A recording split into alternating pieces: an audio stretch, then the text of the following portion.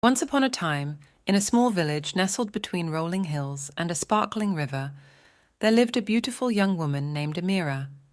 She had always dreamed of having a family that was filled with love and happiness. Amira was known in the village not only for her beauty, but also for her talkative nature. She could hold a conversation with anyone about anything. One day, as she was walking to the market, she spotted a handsome young man she had never seen before. His name was Chinedu, and the moment their eyes met, Amira felt her heart skip a beat. Without hesitation, she approached him. "Hello," Amira said, her voice bright with curiosity. "I don't think I've seen you around before. Are you new to the village?" Chinedu smiled, his eyes warm and kind. "Yes, I moved here recently for work. My name is Chinedu." "I'm Amira," she replied, her smile widening. "I come to the market every day. Perhaps we could walk together." Chinedu nodded, and the two walked side by side, talking about everything under the sun. Their connection was instant, and soon they found themselves spending more and more time together. Before long, their relationship blossomed into love, and they decided to marry. Their wedding was the talk of the village. The ceremony was beautiful, with flowers and music filling the air. Everyone in the village gathered to celebrate their union, showering them with blessings and good wishes. Amira was overjoyed, thinking she had finally found the perfect partner. As the weeks passed, Amira noticed something peculiar about her new husband. While she was open about everything in her life, Chinedu was different. He was quiet about his past, and any time Amira asked him about it, he would brush off the question with a soft chuckle. "Do you not trust me, Amira?" he would say, avoiding her gaze. "It's not that, Chinedu," Amira would reply, her brows furrowing in concern. "I just want to know more about you. We're married now. We should share everything." But Chinedu would simply smile and change the subject, leaving Amira with a growing sense of unease. One evening, as they sat by the fire, Amira tried again. "Chinedu, you've never told me where you work. Every day you leave before dawn and return after dark. What do you do all day?" Chinedu looked at her for a long moment, his expression unreadable. "I provide for us, Amira. That's all that matters." Amira nodded, though her mind was racing.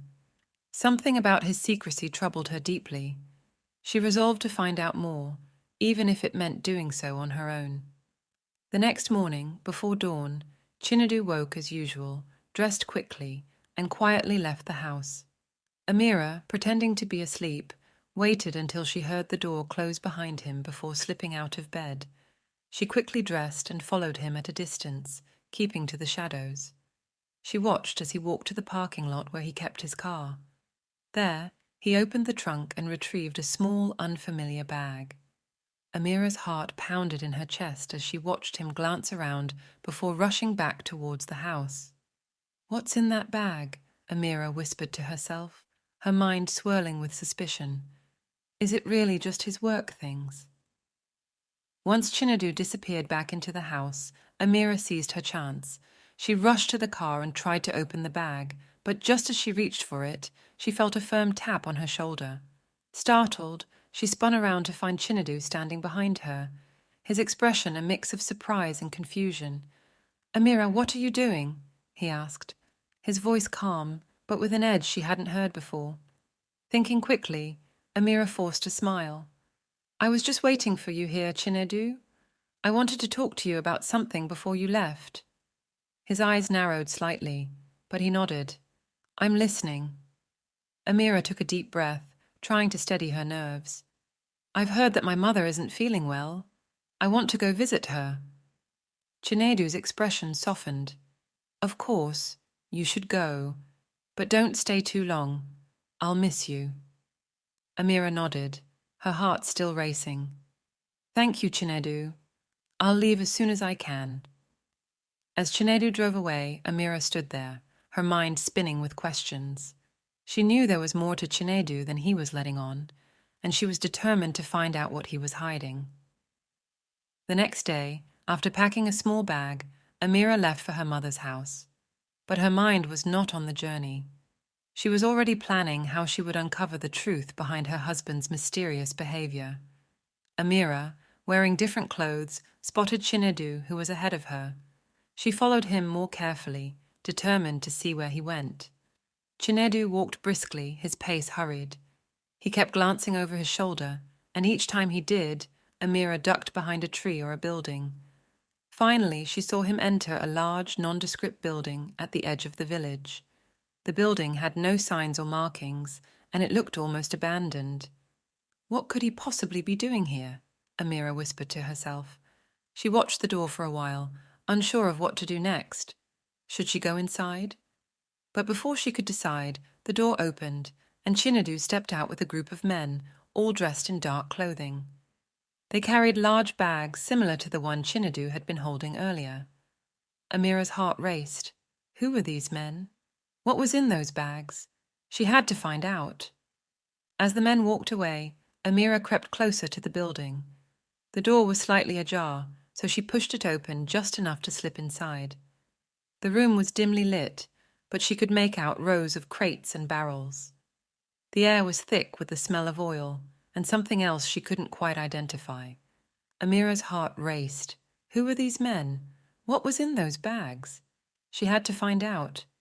She now started hearing men's voices getting closer. Amira hurriedly hid behind the big boxes in one corner of the dark room. Her heart raced as she tried to remain as silent as possible. From her hiding place, she could see everything that was happening. A few moments later, the door creaked open, and two men were shoved into the room.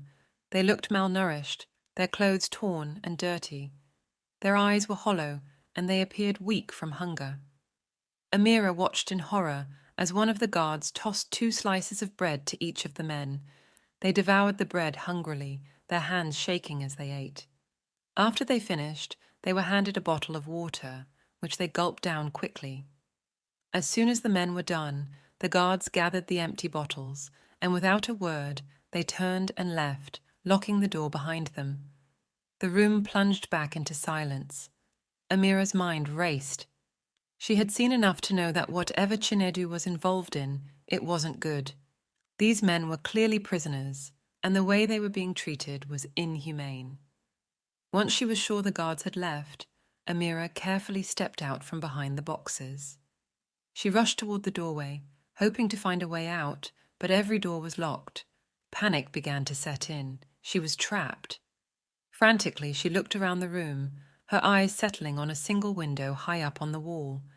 It was the only way out, but it was far too high for her to reach. Determined not to be caught, Amira began to search for something she could use to climb. After a few moments, she noticed some old crates stacked in a corner. She quickly dragged them over to the wall and stacked them beneath the window. Carefully, she climbed up, her hands shaking as she reached for the window ledge. With a final effort, she managed to pull herself up and squeeze through the window. She jumped down on the other side, landing on the ground with a thud. She took a moment to catch her breath, her heart pounding from the adrenaline. As she made her way back to her mother's house, Amira's thoughts raced. She didn't have all the answers, but she knew that whatever Chinedu was involved in, it was something dark and dangerous. She had to protect herself, and that meant staying away from him until she could figure out what to do. When she finally reached her mother's house, Mama Amina could see the fear in her daughter's eyes. "Amira, what happened? You look terrified," Mama Amina said, pulling her daughter into a comforting embrace. Amira recounted everything she had seen in the dark room. The two men, the way they were treated, and how she barely managed to escape. Mama Amina's face grew serious. "Amira, you must stay away from Chinedu. Whatever he's involved in, it's not safe. You could be in grave danger." "But Mother, I don't know what to do. I love him, but this isn't right," Amira said, tears welling up in her eyes. "Listen to me, my child," Mama Amina said gently but firmly. "You have seen enough to know that Chinedu is involved in something terrible. You need to protect yourself. Stay here with me until we figure out what to do next. You can't go back to him, not now." But Amira insisted on going back to her husband. "I have missed Mother," she said. After a week of staying at her mother's house, Amira returned to her home, but nothing felt the same. The love she once had for Chinedu was now overshadowed by fear and suspicion. As they sat down for supper that evening, the silence between them was thick and uncomfortable. Amira barely touched her food and couldn't bring herself to start a conversation. As soon as the meal was over, she quietly excused herself and went straight to bed, avoiding any interaction with Chinedu. Chinedu noticed her strange behavior. Amira, who was usually talkative and full of life, had suddenly become distant and quiet. This change in her demeanor made him suspicious. He couldn't shake the feeling that she knew something about him, something she wasn't supposed to know. That night, Chinedu lay awake, his mind racing. The more he thought about Tiet, the more convinced he became that Amira had discovered something about his secret life. Fearful of what she might do, he made a decision that would change everything. The next morning, while Amira was still asleep, Chinedu tied her up in their home, holding her captive. He rationalized it as a necessary step to protect himself and his secrets. For the next several days, Amira was kept in a small room. She was only let out to use the bathroom, and even then, Chinedu escorted her back immediately afterward. He brought her food, but their interactions were limited to the bare essentials. Amira could feel the tension in the air, and the fear of what Chinedu might do to her kept her compliant. She didn't dare try to escape, haunted by the memories of the men she had seen in the dark room. Meanwhile, Mama Amina began to worry about her daughter. It had been days since she last heard from Amira, and that was unlike her. Feeling uneasy, she decided to pay her a visit. She packed some foodstuffs, including Amira's favorite yam, and made her way to the house. Mama Amina arrived at noon, but no one came to greet her. This was odd. She knocked on the door, but there was no response. As she waited by the doorway, she heard faint movements inside the house, which only increased her suspicion that something was wrong. However, she chose to mind her own business and waited patiently. Hours later, Chinedu finally returned home. He was startled to see Mama Amina waiting for him, but he quickly composed himself and greeted her with a forced smile. "Mama Amina, what a pleasant surprise! Please, come in," Chinedu said, trying to hide his nervousness. "Thank you, Chinedu," Mama Amina replied, studying his face carefully. "I brought some food for you and Amira. How is she?" Chinedu hesitated for a moment, then said, "She's not feeling well, Mama. She's been in bed for the past few days." Mama Amina's heart sank. "Oh no, what's wrong with her? Let me go see her." Before Chinedu could protest, she started to move towards the bedroom. Chinedu quickly followed, his mind racing to figure out how to handle the situation. Mama, she's really weak and tired. Maybe it's better if she rests for now," Chinedu said, trying to dissuade her. "Nonsense," Mama Amina replied firmly. "I need to see my daughter. If she's sick, I'll take care of her until she gets better." Realizing he had no other choice, Chinedu reluctantly led her to the bedroom. Once inside, he quickly untied Amira and whispered in her ear, "Pretend to be sick. Don't give anything away, or you'll regret it." Amira nodded fearfully, understanding the threat behind his words. She lay back on the bed, doing her best to appear as though she was ill. Mama Amina entered the room and immediately went to her daughter's side. "Amira, my dear, what's happened to you?" she asked, her voice full of concern. Amira looked at her mother, trying to hold back her tears. "I'm just feeling a little weak, Mama. I'll be fine." Mama Amina sat beside her on the bed, gently stroking her hair. "I'm staying here until you're well again. I'll take care of you." Chinedu, who had been standing near the door, quickly intervened. "That won't be necessary, Mama. I can take care of her. You don't need to worry." "Nonsense, Chinedu," Mama Amina said sternly. "You have work to do. I'm her mother, and it's my duty to care for her." Chinedu forced a smile, though his eyes revealed his growing frustration. "I appreciate your concern, Mama, but really, there's no need. Amira just needs some rest, and I've already made arrangements to be here with her." Mama Amina frowned, sensing that something wasn't right. Chinedu, it's not a problem for me to stay. Amira is my only daughter, and I'll do whatever it takes to see her well again. Chinedu's smile faded, and he took a step closer. Mama, with all due respect, I think it's best if you go home. I've got everything under control here. The firmness in his voice made Mama Amina pause. She glanced at Amira, who seemed too scared to meet her gaze.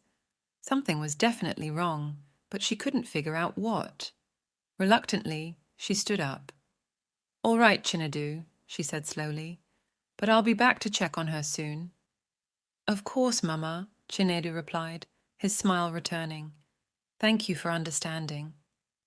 As Mama Amina left the house, her mind was filled with worry. She knew she needed to find out what was really happening with her daughter, but for now, she had no choice but to leave. As for Amira, she lay in bed, her heart heavy with fear and uncertainty, knowing that her life was no longer in her own hands.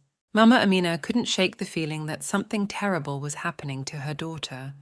The strange behavior of Chinedu, the fear she saw in Amira's eyes, and the fact that she was turned away from caring for her daughter, it all pointed to something sinister. She knew she had to act quickly before it was too late.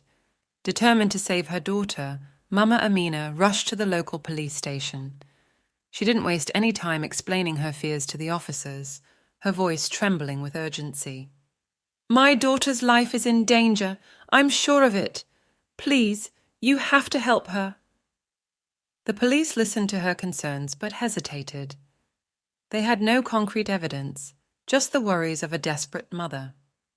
Sensing their reluctance, Mama Amina pulled out a small bag of money she had saved for emergencies and handed it to the chief officer.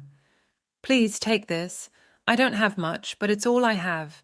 Use it to investigate what's going on. I beg you." The officer looked at the money, then at Mama Amina. Finally, he nodded. "All right, we'll look into it, but we'll do it discreetly. If what you say is true, we don't want to alert Chinedu." The investigation began quietly. The police decided to follow Chinedu without him knowing, watching his every move. Days passed with little to report, but the officers remained vigilant, knowing that they were dealing with something potentially dangerous. One day, their patience paid off.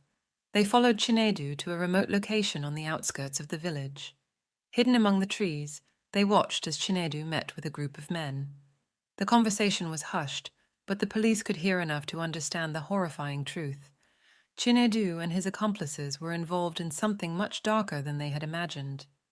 The men discussed their plans to abduct wealthy individuals from neighboring villages. They spoke of how they would starve their victims to weaken them, taking all their valuables before finally selling their body organs for ritual purposes. The officers watched in shock as Chinedu handed over a bag of money to one of the men, clearly indicating that this was a well-organized and lucrative operation. The police had seen enough.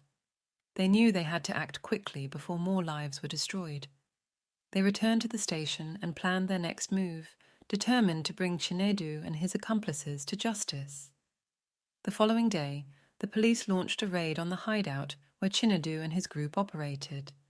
They caught them red-handed, in the middle of preparing another victim for their gruesome trade. The officers arrested everyone involved, including Chinedu. The villagers were horrified when they heard the news. No one could believe that Chinedu, the seemingly charming and mysterious young man who had married Amira, was capable of such evil. As the investigation unfolded, more details came to light. The police discovered that Chinedu had been involved in this horrific business for years, preying on the wealthy to satisfy the demands of those who believed in dark rituals. The village had never seen a crime so monstrous, and the news spread quickly, leaving everyone in shock. With Chinedu and his accomplices behind bars, Amira was finally set free. The police escorted her back to her mother's house, where Mama Amina welcomed her with open arms, tears of relief streaming down her face. Amira, though shaken and deeply hurt by the betrayal, knew she was finally safe. The village mourned the victims of Chinedu's cruel deeds, but they also celebrated the fact that justice had been served. As for Amira, she slowly began to rebuild her life, Surrounded by the love and support of her mother and the village, she found the strength to move forward. In time, Amira was able to find peace again. She knew she would never forget the horrors she had witnessed, but she also knew she had a future ahead of her, one where she could live without fear, surrounded by people who truly cared for her. And so Amira lived happily ever after, knowing that she had escaped the darkness that once threatened to consume her.